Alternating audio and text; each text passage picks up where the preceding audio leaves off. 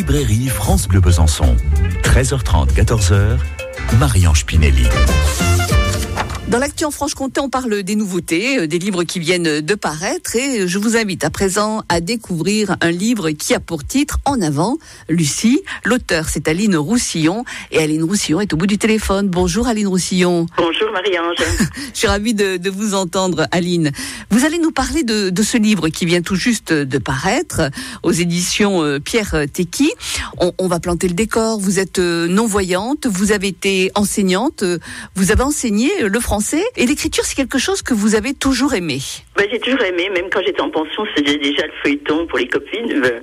Mais après, je n'avais pas le temps, prise par la vie professionnelle. Oui. Et puis, depuis que je suis en retraite, je m'y suis mise, avec beaucoup de plaisir. Voilà. Et aujourd'hui, ça y est, c'est arrivé, votre livre est publié. Voilà, c'est ça.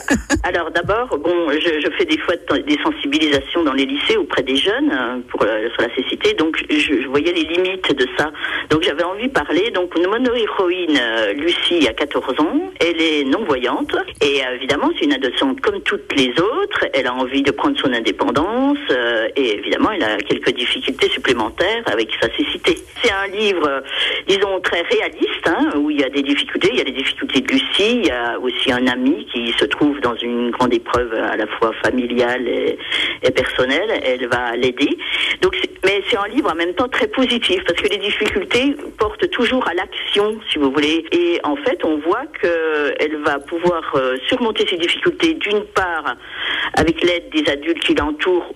Mais au début, elles se sont pas très bien comprises, mais petit à petit, elle va voir qu'en s'affirmant, elle va pouvoir aussi bénéficier de l'aide des adultes, des professionnels qui l'entourent, mais aussi des amis, et notamment, il y a une belle amitié avec un jeune homme qui s'appelle Étienne. Aline Roussillon, vous avez perdu la vue enfant à 9 ans. Oui, à 9 ans, oui. Ouais. Est-ce que vous vous êtes beaucoup inspiré de votre histoire ? Pas vraiment de mon histoire directe, si vous voulez, mais évidemment par ici ou là, il y a toutes les perceptions, les difficultés de la cécité que j'ai vécues, et puis que j'ai vécu adolescente aussi. Ouais.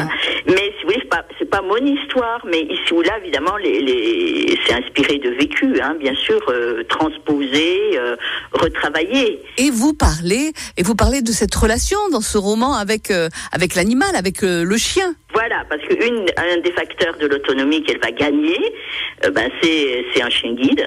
Au début, elle se sent pas très forte parce que elle a des problèmes de locomotion. Enfin, locomotion, c'est l'art de se déplacer sans voir. Et elle se dit, moi, je me perds déjà toute seule. Comment je vais faire pour donner les ordres au chien ? Enfin bon, elle pense que ça va plutôt lui compliquer la vie. Puis en fait, elle va découvrir qu'au contraire, ça lui donne de l'assurance. Elle a vraiment un sentiment de liberté, si vous voulez, quand elle découvre ce chien. Après, c'est pas non plus sans difficulté parce qu'il faut créer une relation, il faut du temps, de la patience, et puis construire quelque chose de positif. Je rappelle le titre de ce livre, En avant Lucie, d'Aline Roussillon, et c'est paru aux éditions Pierre Tecky.